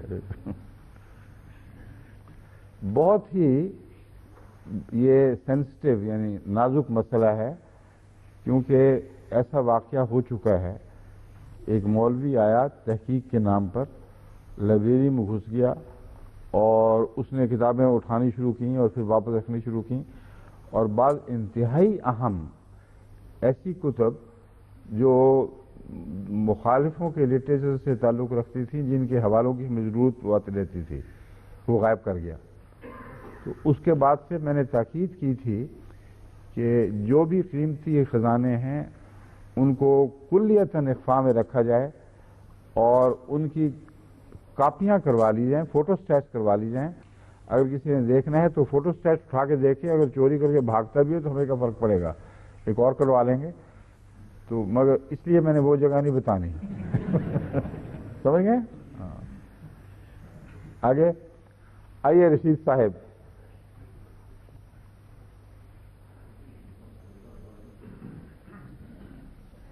رشید صاحب اتنی فراخ دلی سے آگے اجازت نہ دیں لوگوں کو، حضور کیونکہ وقت تھوڑا ہے۔ سوال بہت ہیں، آپ غالباً وہ تفسیر سے متاثر ہو کر فراخ دلی کا مظاہرہ کر رہے ہیں۔ حضور میں دوسرے کو کہہ رہے ہیں تم سوال کر لو، تم سوال کر لو۔ حضور رمضان المبارک کے خاص مہینہ میں حضرت جی۔ مسیح محمد علیہ السلام کی خاص دعائیں کیا ہوا کرتی تھیں؟ آپ اس بارے میں کچھ روشنی۔ حضرت مسیح علیہ السلام کی جتنی دعائیں عام طور پر آپ دعائیں کیا کرتے تھے، وہ حضرت مسیح علیہ السلام کی دعاؤں کے حوالے سے کتابی صورت میں ملتی ہیں۔ تو اس کا وہ کتاب لیں، یہاں لندن مسجد میں اویلیبل ہے نا وہ، یہ آپ کی لائبریری میں؟ میرے پاس تو تھا نا، ریفرنس موجود ہے، وہ ان کو دینا نا اس کی کاپی پڑھوا دیں ان کو، ٹھیک ہے؟ سب کے لیے ہو جائے تو ہاں سب کے لیے، وائی ناٹ، کیوں نہیں، بہت اچھا خیال ہے، چھپا لے اس کو، ٹھیک ہے؟ جی۔ اور اسی بارے میں چھوٹا سا دوسرا سوال ہے جی، حضور آپ نے پچھلے درس میں ربنا آتنا فی الدنیا حسنۃ وفی الآخرۃ حسنۃ والی دعا کا ذکر فرمایا تھا، اور ساتھ ہی حضرت موسیٰ کی دعا کا ذکر فرمایا تھا۔ کیا یہ دعا حضرت موسیٰ کی دعا ہے، رب انی لما انزلت الی من خیر فقیر؟ ٹھیک ہے۔ اس دعا میں اور اس دعا میں اے اللہ تو ہمیں اپنی رضا کی راہوں پر چلا، کوئی فرق ہے؟ آپ کو کیا لگتا ہے؟ مجھے تو کوئی نہیں لگتا جی۔ پھر آپ دونوں پڑھ لیا، جو مرضی پڑھ لیا کریں، جزاک اللہ۔ بیٹھے رہیے۔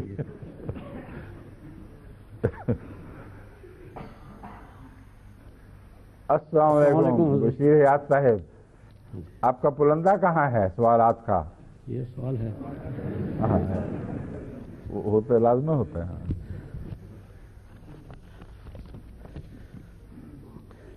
پچھلی دفعہ آپ نے اردو کس سے لکھوائی تھی؟ جی پچھلی دفعہ آپ نے اردو کس سے لکھوائی تھی؟ وہ اردو لکھی تو میں نے تھی، لیکن وہ بس بڑی کسی اور نے تھی؟ اپنا لکھا آپ سے پڑھا نہیں جا رہا تھا، اس لیے میں پوچھ رہا ہوں۔ جی ابھی پڑھا اپنے جائے گا، ہاتھ سے لکھا تھا آپ نے؟ ابھی پڑھا جائے گا۔ ٹھیک ہے، آج میں ایک ہی سوال کروں گا۔ جزاک اللہ، بہت بہت کیونکہ وقت شکریہ۔ کم ہے۔ آگے آ جائیں، آگے آؤ۔ ہاں جی،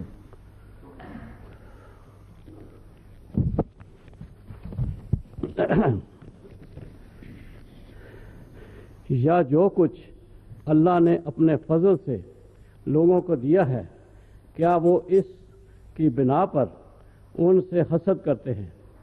اگر یہ بات ہے تو ہم نے ابراہیم کی اولاد کو بھی کتاب اور حکمت دی تھی، اور نیز ہم نے ان کو بڑی حکومت دی تھی۔ حضور اس سورۃ النساء ہے یہ، حضور سورہ النساء کی کون سی آیت کا ترجمہ آپ نے پیش فرمایا ہے، یہ کہنا بھول گئے ہیں؟ سورۃ النساء ہے بس۔ کون سی آیت کا ترجمہ یہ آپ نے پیش کیا ہے؟ ترجمہ تو ابھی ہیں؟ سورۃ النساء لکھا ہے بس، خود لکھا ہے آپ نے؟ ابھی یہ اس کے بعد میں پتہ نہیں کون سی ہے آیت۔ یہ لکھا کس نے ہے؟ لکھا میں نے ہے، سورۃ النساء میں سے لکھا ہے۔ اچھا بتائیں، وہ نکل ہاں۔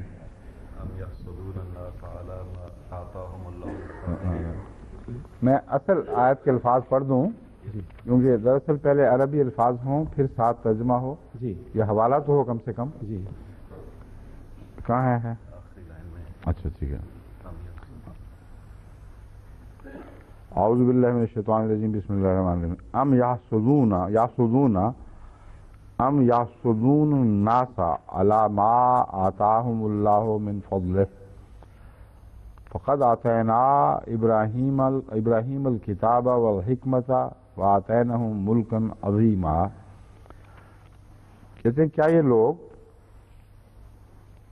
اس بات پر حسد کرتے ہیں علی ما آتاہم اللہ من فضلہ کہ جو اللہ نے حضرت صلی اللہ علیہ وآلہ وسلم اور آپ کے ساتھیوں کو اپنے فضل سے عطا فرمایا ہے. یہ مراد ہے حضرت ابراہیم کا.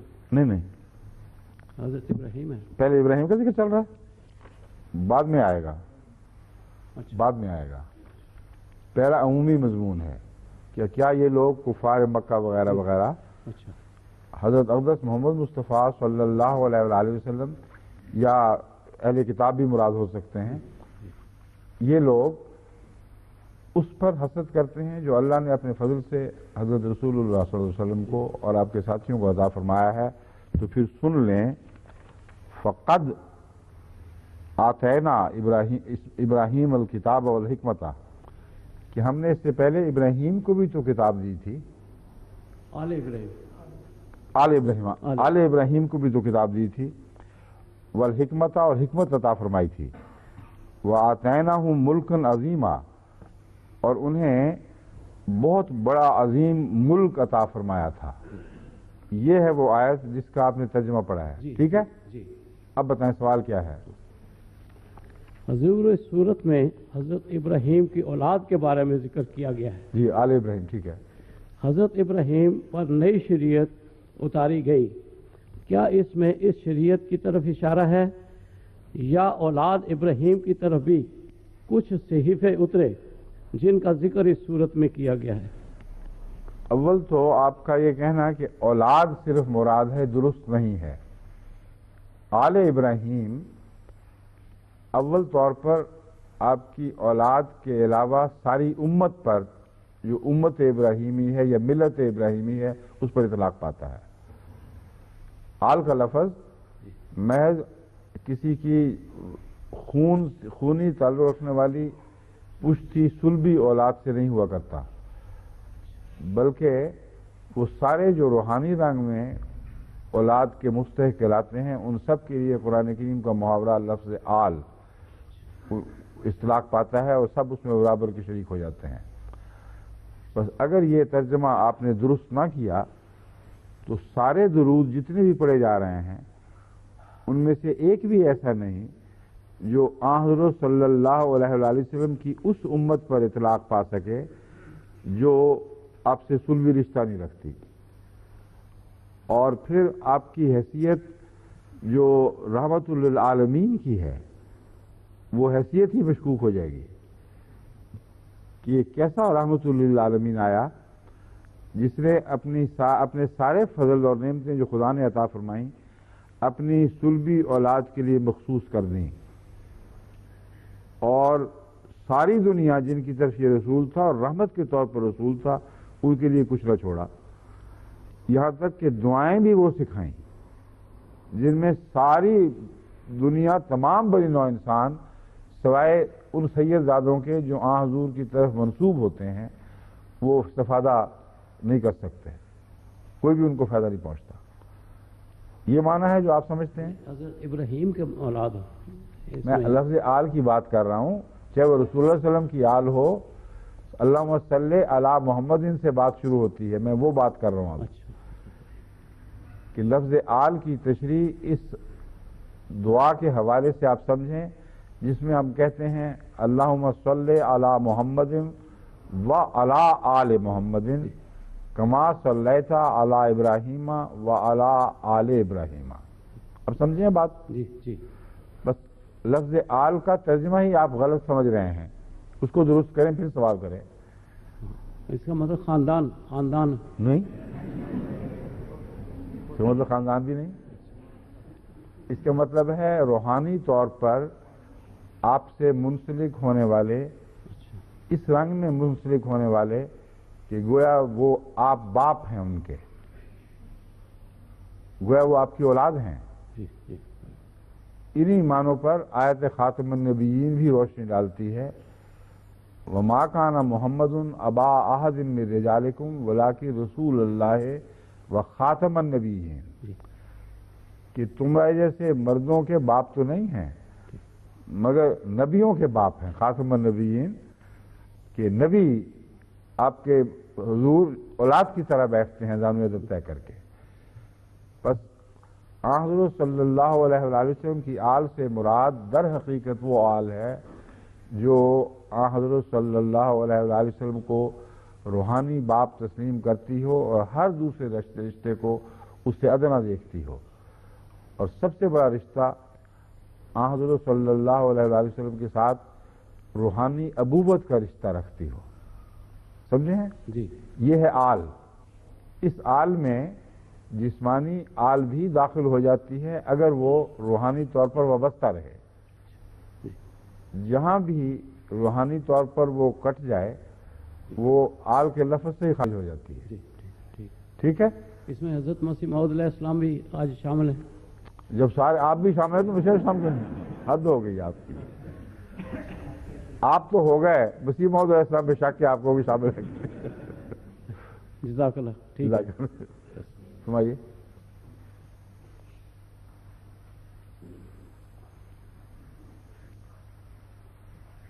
یہ فائدہ ہے رشید صاحب اور ان کا کہ کھول دیتے ہیں بات ایک دفعہ پوری. کوئی بھام نہیں رہنے دیتے باقی. السلام علیکم حضور. وعلیکم السلام ورحمۃ اللہ. حضور سورہ الدہر کی آیت نمبر 7 ہے. سورت الدہر. الدہر. یوفونا بن نظرے و یخافونا یومن کانا شرہ مستطیرہ. وہ اپنی نظریں ادا کرتے ہیں اور اس دن سے ڈرتے ہیں جس دن کی برائی تمام دنیا میں پھیلی ہوئی ہوگی. حضور نظروں سے یہاں کیا مراد ہے؟ نظروں سے کیا مراد ہے؟ جو نیک نیت ہیں وہ خدا سے مانتے ہیں کہ ہم یہ بھی نیکیاں کریں گے، توفیق ملے گی تو یہ نیکیاں بھی کریں گے. جیسا کہ قرآن کریم میں آتا ہے کہ بعض لوگ جب اولاد مانگتے ہیں تو عرض کرتے ہیں کہ اے خدا تو ہمیں اولاد دے، تو پھر ہم اس اولاد کو تیرے حضور وقف کریں گے، یا کوئی اور بھی نیکی کی بات منسوخ کرتے ہیں. جب اولاد ہو جاتی ہے تو شریک ٹھہرانے لگ جاتے ہیں. تو نظر مانگنا یہ مراد ہے کہ خدا سے ایک نیکی کی نیت کے ساتھ عہد باندھنا کہ اگر میری یہ مراد پوری ہو گئی تو میں یہ نیکیاں کروں گا. اگرچہ نیکیاں تو خدا کو فائدہ نہیں پہنچاتی، اسی کو پہنچائیں گی، مگر اللہ چونکہ اپنے بندوں کی خیر چاہتا ہے اس لیے اس حوالے کو بھی مان جاتا ہے. سوری کہ تم نے اگر نیک بننا ہے واقعتاً تو چلو میں یہ احسان بھی تم پہ کر دیتا ہوں، تم نیک ہی بنو گے نا.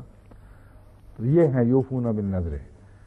وہ خدا سے جو نظریں مانگتے ہیں ان کو پھر پورا بھی کرتے ہیں، اور اس کے نتیجے میں جو خدا تعالیٰ فرماتا ہے کہ وہ اس دن کے عذاب سے بچائے جائیں گے، شر سے بچائے جائیں گے جو مستطیرہ ہوگا. اصل میں مستطیرہ کا جو معنی تفسیر صغیر میں کیا گیا ہے وہ ایک لفظ کے اندر لفظاً اس طرح نہیں پڑھا جا سکتا مگر مفہوم اس کا یہی بنتا ہے. سطر کہتے ہیں جو لکھی جائے یا ایک صف میں کھڑے ہو جائیں ان کو کہتے ہیں سطر. چونکہ عام طور پر لکھا جاتا ہے ایک قطار کے اندر اس لیے اس کو بھی سطر کہا جاتا ہے. تو مستطیرہ کا مطلب ہے وہ جگہ جگہ کندہ ہو چکی ہے برائی، وہ سارے عالم پر یا صحیفہ عالم پر لکھی گئی ہو. ایسی برائی کے شر سے وہ پناہ مانگتے ہیں، اور اس شر سے بچنے کا طریقہ بھی اسی آیت میں بیان فرما دیا گیا کہ تم اپنی نیک نیتوں کو جو خدا سے مانتے پورا کیا کرو. اگر پورا کرو گے تو پھر اللہ تعالیٰ تمہیں ایسے شر سے محفوظ رکھے گا جو کل عالم پر پھیل گیا ہو. ٹھیک ہے؟ جزاکم اللہ. اب ایک پیچھے سے اٹھ رہے ہیں ہمارے سیفی صاحب کے بھائی، بار بار تشریف لائیے.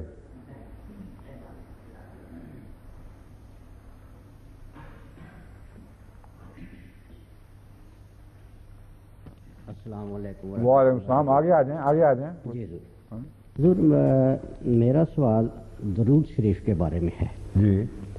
درود شریف میں ہم رسول پاک صلی اللہ علیہ وسلم کے بارے میں اور آپ کی آل کے بارے میں دعا مانگتے ہیں کہ اے پروردگار، رسول کریم صلی اللہ علیہ وسلم اور آپ کی آل پر ایسے فضل اور برکات نازل فرما جیسے تو نے فضل اور برکات نازل فرمائے حضرت ابراہیم علیہ السلام پر۔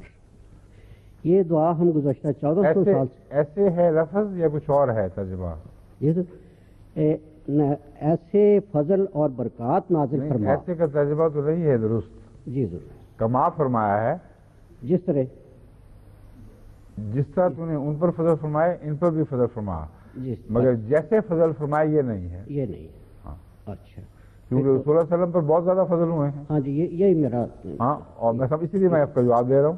یہ اس میں اور دوسری جگہ فرمایا کما ارسلنا الی فرعون رسولا، جی ضرور، کہ ہم نے محمد رسول اللہ کو اسی طرح مبعوث فرمایا ہے جیسے موسیٰ کو بھی پہلے مبعوث فرمایا تھا، جی مگر اسی طرح کے بارے ہم مرتبہ کے معنوں میں نہیں ہے، جی ضرور، ویسے ہی نہیں ہے، بلکہ اللہ تعالیٰ مبعوث فرماتا رہتا ہے جیسے موسیٰ کو ان معنوں میں مبعوث فرمایا تھا، اگرچہ وہ مرتبے میں کم ہے، ہاں جی، یہی مگر کما کا لفظ مرتبے کی برابری کے لیے نہیں آتا، جی ضرور، بلکہ واقعہ کی عمومی مشابہت کو ظاہر کرنے کے لیے آتا ہے۔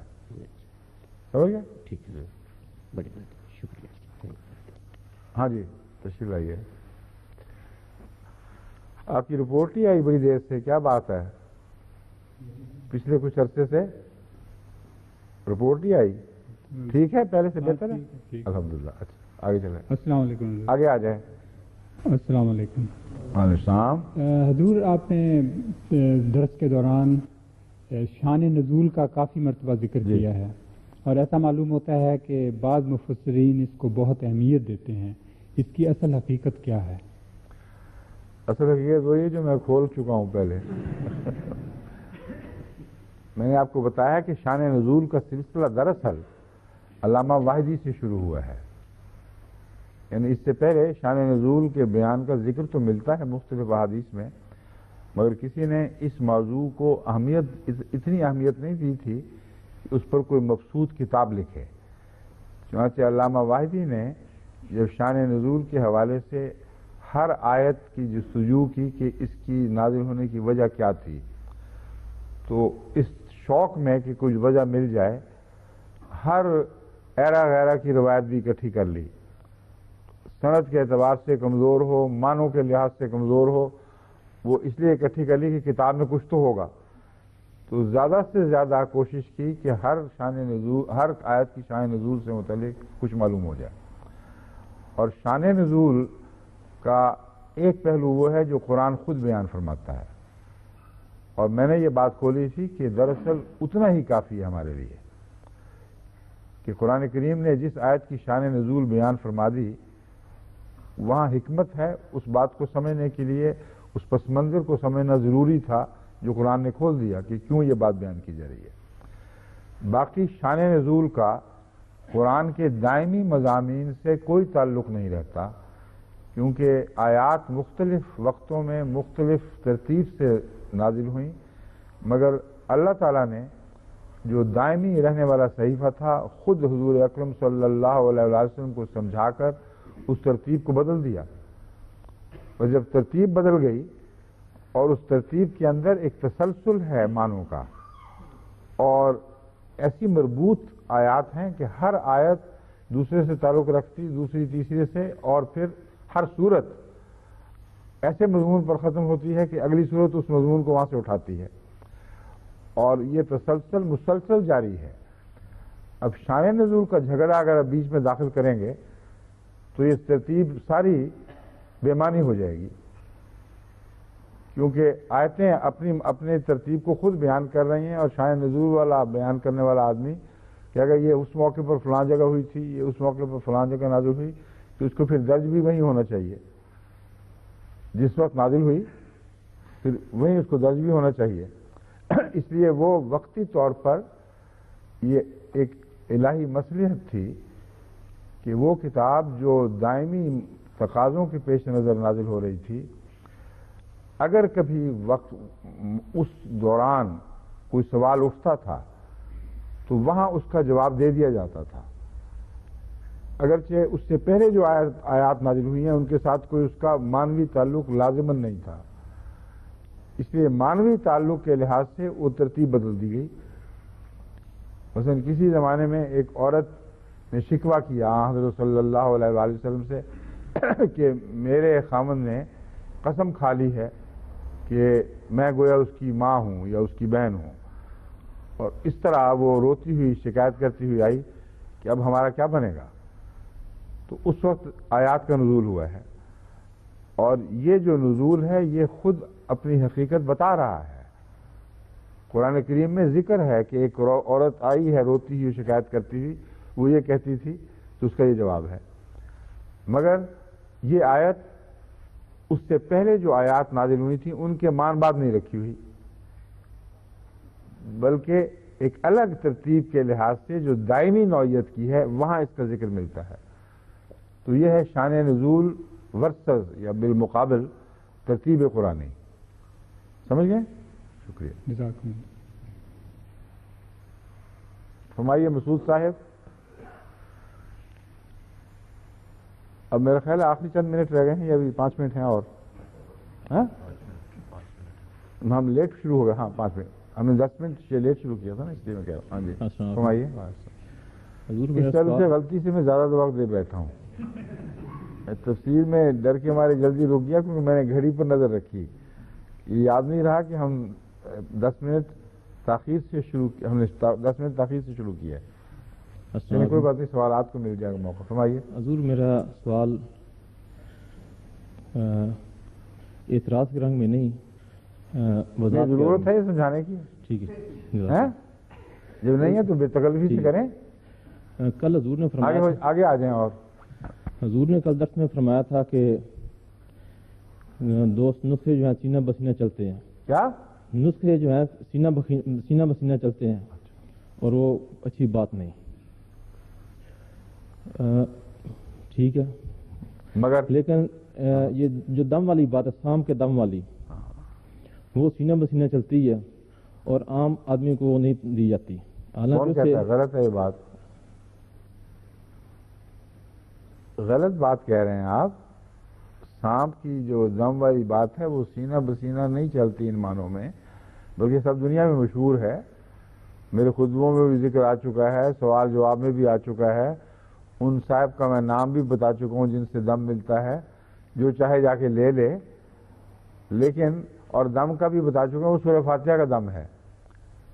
تو اس بات کو سینہ بسینہ چلنے والی بات نہیں کہی جاتی، نہیں کہا جاتا۔ یہ بات ایک اور مضمون سے تعلق رکھتی ہے، وہ یہ ہے کہ بیان کیا گیا ہے کہ اللہ تعالیٰ نے بطور انعام خاص ایک شخص کو ایک صفت عطا کی، جو صفت آگے دوسروں میں از خود منتقل نہیں ہو سکتی۔ اب جو خصوصی انعام کسی کو ملے وہ اس کا حصہ ہو جاتا ہے، یہ بالکل اور چیز ہے۔ وہ بے شک بتائے، اس نے بتا بھی دیا، اس نے تو نہیں کچھ چھپایا، یہی میں سمجھنا چاہتا تھا۔ ہاں میں یہی سمجھا رہا ہوں، اس نے بتا دیا سب کو کہ سورہ فاتحہ کا دم ہے، اس کے سوا کچھ بھی نہیں ہے، مگر ساتھ یہ بھی کہا کہ اللہ تعالیٰ نے اپنے ایک بندے پر اس کی دعاؤں کے نتیجے میں یہ ایک خصوصی فضل نازل فرمایا تھا۔ وہ اس علاقے کا رہنے والا تھا جہاں بہت زہریلے سانپ ملتے تھے اور آئے دن لوگ سانپوں سے ڈسے جاتے تھے، تو اس نے یہ دعائیں کی، فقیر آدمی تھا کہ اے اللہ مجھے 2 نسخہ سمجھا دے، تو اس کو یہ نسخہ عطا ہوا اور یہ بطور خاص اس کو عطا ہوا۔ سوال یہ ہے کہ اس کو عام کیوں نہ کیا گیا؟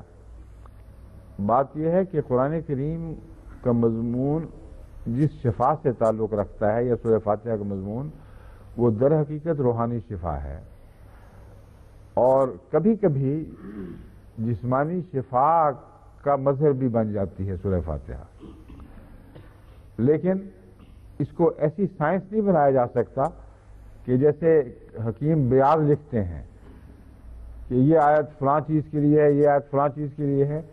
اگر وہ ایسا عمومی ہوتا حکم تو پھر سانپ کا نسخہ فلاں آیت سے ملے گا، اور نزلے کا نسخہ فلاں آیت سے، اور ٹائیفائڈ کا نسخہ فلاں آیت سے۔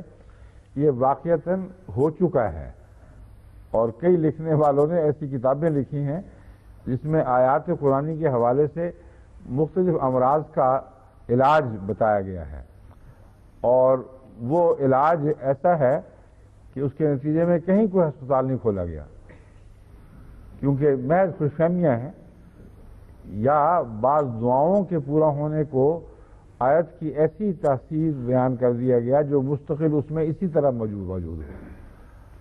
اگر یہ ہوتا تو پھر نئے قسم کے ہسپتال کھلتے، اس میں مولوی مقرر ہوتے جو آیتیں پڑھ پڑھ کے علاج کرتے، سمجھ گئے؟ جزاکم اللہ جی۔ ٹھیک ہے۔ اور سوال کوئی ہے؟ ہاں، Imran Khan. First of all, I have a question. Please come.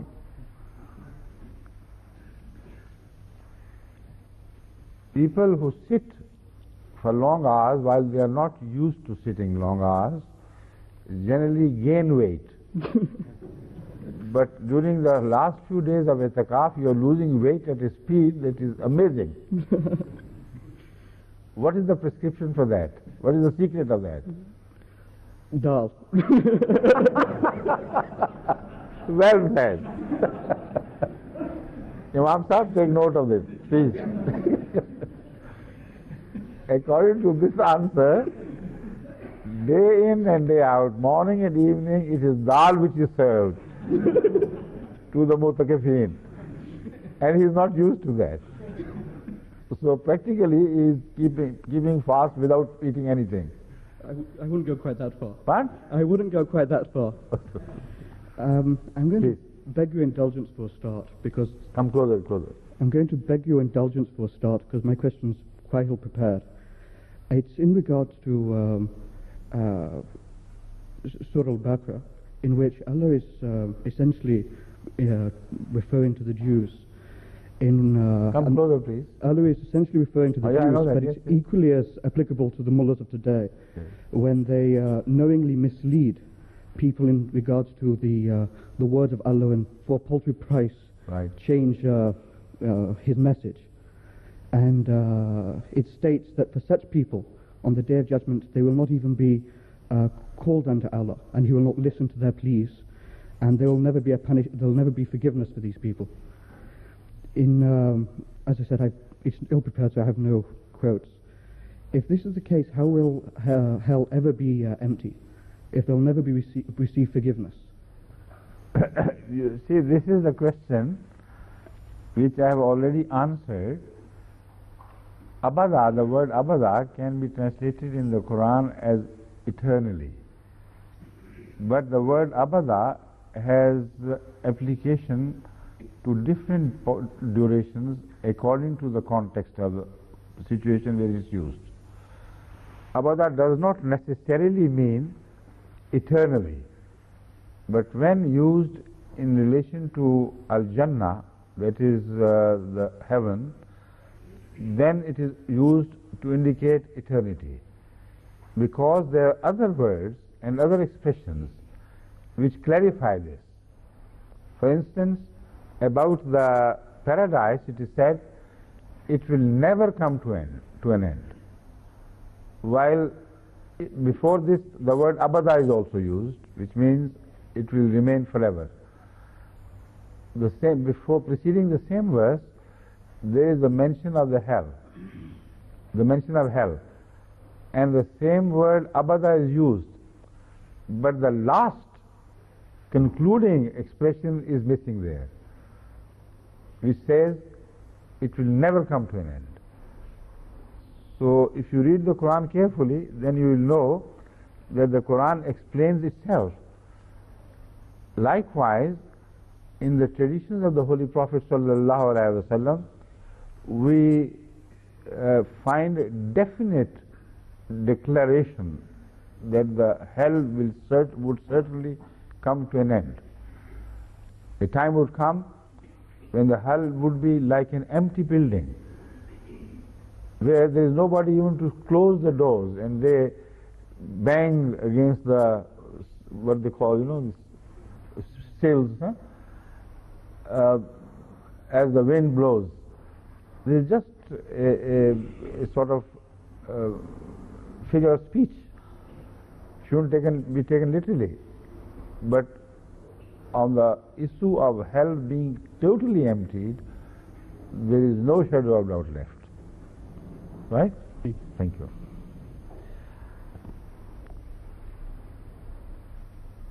I hope you were not thinking of the question of what food will be served. It will not be dal, I assure you. Okay. Yes, please. 1 minute. You're finished. 1 minute is left or it's finished? Achha. So they are still like this. When you say one like this, it means 1 minute is now passing, the last minute is passing. Right? Assalamu alaikum. I think we have already taken about 4 minutes more than. Assalamu alaikum wa rahmatullah.